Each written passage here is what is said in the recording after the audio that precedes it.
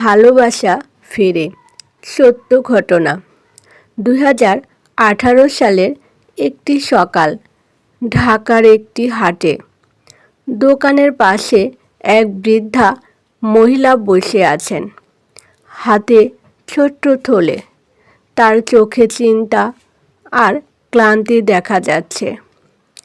মানুষজন তাড়াহুড়ো করে চলে যাচ্ছে, কেউ তাকে চোখে দেখছে না। একটি ছোট্ট মেয়ে, নাম সোহিনী, তার মায়ের সঙ্গে হাটে আসে। হঠাৎ তার নজর পড়ল বৃদ্ধার দিকে। মেয়েটি থেমে দাঁড়ালো। তিনি ধীরে ধীরে বৃদ্ধার কাছে এগিয়ে বলল, "আপনার কি কিছু দরকার?" বৃদ্ধা প্রথমে অবাক হলেন, তারপর তার চোখে হালকা হাসি ফুটল। মেয়েটি তার ব্যাগ থেকে একটা ছোট খাতা এবং একটি কলম বের করে বৃদ্ধাকে দিল। বলল, "আপনি পড়তে পছন্দ করেন, তাই দিলাম।" বৃদ্ধার চোখে অশ্রু ঝলমল করল।